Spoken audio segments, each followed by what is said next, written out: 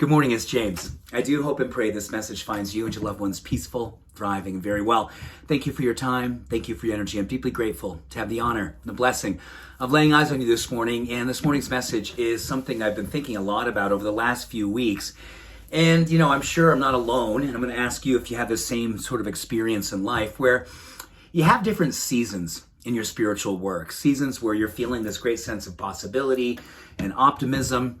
And alongside of that, there's also seasons where we are courageous enough, open enough, humble enough to look inside of our heart and ask where there's a little bit of work to do in the area of forgiveness. Maybe forgiveness for others, but today I want to talk about self-forgiveness. And I can write book upon book upon book on the areas of my life where I've held resentment towards myself based on what I thought was the best way to prevent myself from, doing something again, making another mistake, doing something wrong, falling and failing. And I thought, gosh, I'm gonna hold this resentment because if I hold this resentment, maybe I'll remember to not do this again, not treat myself that way again, not treat someone else that way again, not to do something that brings me that much pain. Well, I've been learning a lot over these last 40 years since I began my much more deeper spiritual path. I think all of us, when we come onto the planet, we're on a spiritual path. And then, there's things that happen in life and we may kind of take a little detour and go in some other places. And then, hopefully we come back to the path of truth, authenticity, vulnerability, openness, love, compassion. And that's why I'm talking about forgiveness today. So I'm just going to share a little bit about what happens under the influence to us when we resent ourselves or we hold grudges, hold resentment towards ourselves. It's really humbling. I think you're going to find this really sobering. And then stick around for the last minute because I'm going to share with you what happens under the influence of forgiveness. This is absolutely beautiful. So when we resent and hold resentment towards ourselves or others, they will experience a greater risk for heart issues, including high blood pressure, cardiovascular disease, and even stroke increases, risk for stroke increases as we age, somewhere north of 50 if we've been holding on to stuff, grudges and resentments for more than 20 to 40 years. So there you go. Immune system challenges literally down-regulates our natural killer cells, which are responsible for fighting viruses, bacteria, and cancer. So that is really something that's top of mind for us all these days.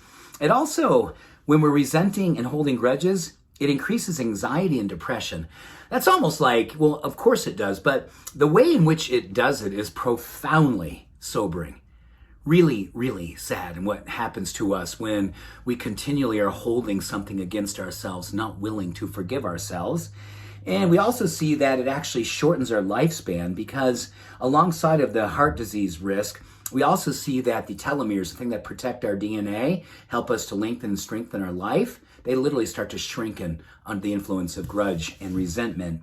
And interesting on top of that, we also see that our ability to connect with others in a real, authentic, open way to really enhance the power of intimacy and relationships also gets discouraged.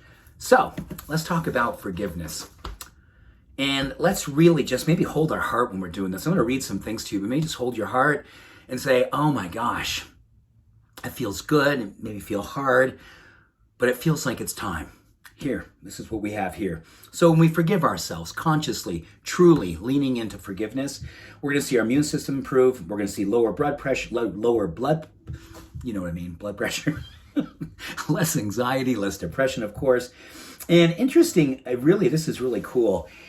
Sleep improves under the influence of forgiveness. They say that when we before we go to bed, we want to take some time and look at areas in our life where we maybe have fallen short that day, where we think we could have done better. And we just consciously go through a list of forgivenesses that we can offer ourselves before we go to bed. And the sleep that we have is great for the brain, it's great for emotional health, it's great for physiological recovery. And interesting enough, it really helps to augment intimacy. And intimacy in a way that we really get an opportunity to see ourselves in others, and others see themselves in us, which is sort of a permission giving of healing and openness. Because I know that we know that we're not alone.